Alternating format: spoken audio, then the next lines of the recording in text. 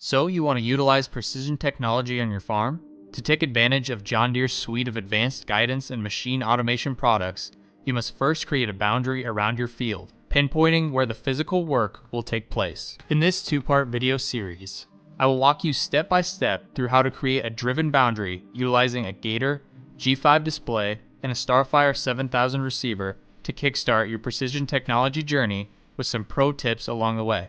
My advice to you: get comfortable with this content because boundaries are here to stay. An exterior boundary is the foundation for success and precise machine control throughout the crop year from the first tillage to the last harvest pass. The field's boundary tells the display the size, shape, and location of the field. The headland area tells the display where end-of-row turns should happen. These two types of boundaries are used as the reference points that enable John Deere's current guidance and automation products like AutoPath, section control, and AutoTrack turn automation. Full disclosure: a higher quality boundary will be required for the use of fully autonomous vehicles in the future. But don't let that stop you from experiencing the power of field boundaries. A driven recorded boundary provides precise machine automation and customer recognized value now.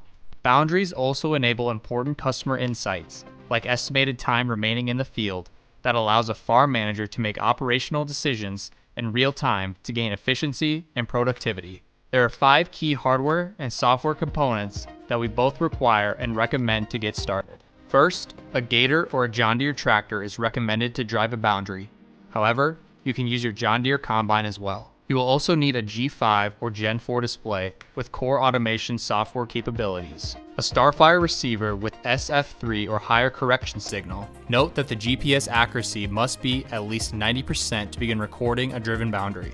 Pro tip number 1, we recommend recording your boundary with SFRTK correction signal for long-term repeatability. Pro tip number 2, use the same correction signal when creating and using the boundary. Do not mix and match correction signals. Continuing down the list, you will also need an Operations Center account. And finally, a JD-Link connection with an R or M modem is highly recommended, but not required. A connected machine will allow data to be transferred to the Operations Center automatically over the air versus manually transferring with a USB drive, which we will cover later in this video. Once the machine you choose to record your boundary with is equipped with the appropriate hardware and software, we recommend adding the location module to your guidance default run page so you can use the map preview and easily access the pause and resume functions as you record your boundary. Next, navigate the display menu, select Applications, then Fields and Boundaries. Within this screen, choose an existing or create a client farm and field in accordance with the new boundary that is being recorded.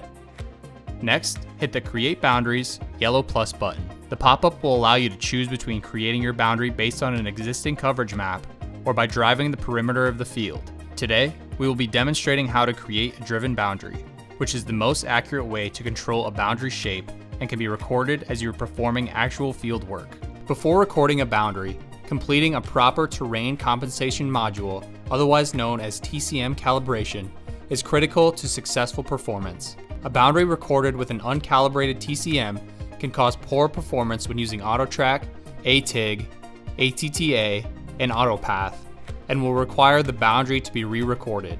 Do not skip this critical step anytime you install a Starfire receiver on a machine. See the video linked in the description below for more information on how to complete this step. Once you select the driven boundary option, rename the boundary you are about to create.